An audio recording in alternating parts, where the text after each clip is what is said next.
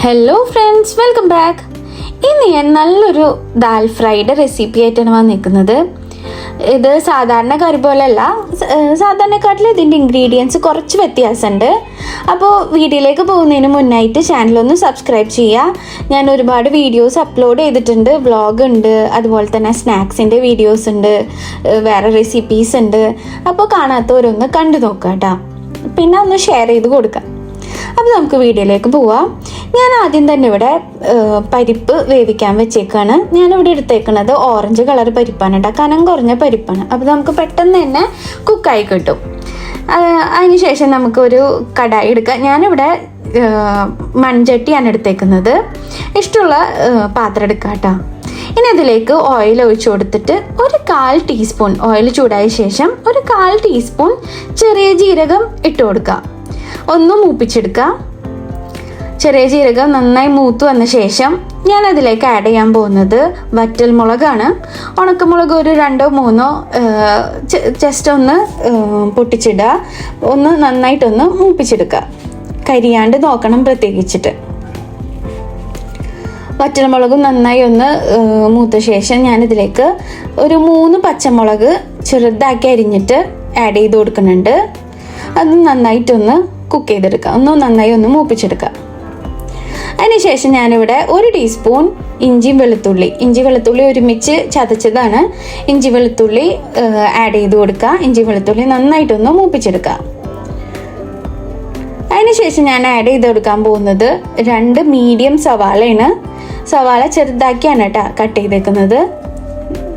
അതും ആഡ് ചെയ്ത് നന്നായിട്ടൊന്ന് മൂപ്പിച്ചെടുക്കുക.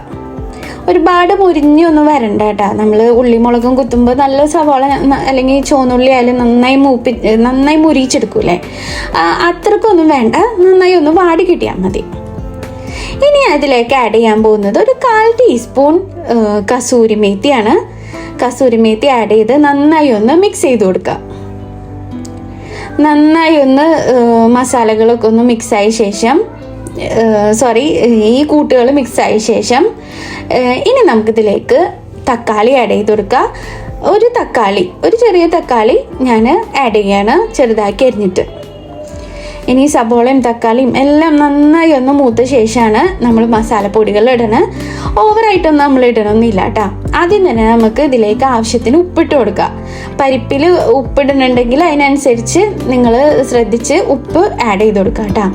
ഇനി നമ്മൾ ആഡ് ചെയ്യാൻ പോകുന്നത് ഒരു 1/4 ടീസ്പൂൺ മഞ്ഞൾപ്പൊടി ഇട്ടിട്ട് നന്നായി ഒന്ന് നമുക്ക് മസാല ഒന്ന് ചേർത്ത് നന്നായി ഒന്ന് മിക്സ് ചെയ്ത് കൊടുക്കുക.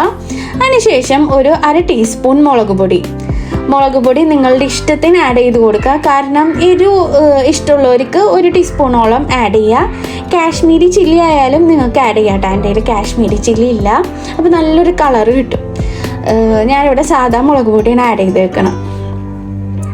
ഇനി അതൊക്കെ നന്നായി മിക്സായി മൂത്ത ശേഷം നമ്മൾ കുക്ക് ചെയ്ത പരിപ്പുണ്ടല്ലോ, അത് ആഡ് ചെയ്ത് കൊടുക്കുക. നന്നായി ഒന്ന് ഇളക്കി കൊടുക്കുക. ഒരു 3-4 മിനിറ്റ് ഒന്ന് നല്ലോണം ഒന്ന് തിളപ്പിക്കുക. അതിനുശേഷം നമ്മുടെ ലാസ്റ്റ് ഇൻഗ്രീഡിയൻ്റ് ആയ മല്ലിയില ആഡ് ചെയ്ത് കൊടുക്കുക. നമ്മുടെ കറി റെഡി ആയിട്ടുണ്ട്. നല്ല ടേസ്റ്റ് ഉണ്ട് കേട്ടോ. ചപ്പാത്തിയുടെ കൂടെ കഴിക്കാൻ നല്ല അടിപൊളി കറി തന്നെയാണ്. അപ്പോൾ എല്ലാവരും ട്രൈ ചെയ്ത് നോക്കുക. എൻ്റെ ബാക്കിയുള്ള വീഡിയോസൊക്കെ ഒന്ന് കണ്ടു നോക്കുക. എല്ലാവർക്കും ഇഷ്ടപ്പെട്ടെന്ന് വിചാരിക്കണം ഈ റെസിപ്പി. അപ്പോൾ നമ്മുടെ ദാൽ ഫ്രൈ എല്ലാവരും ഒന്ന് ട്രൈ ചെയ്ത് നോക്കുക.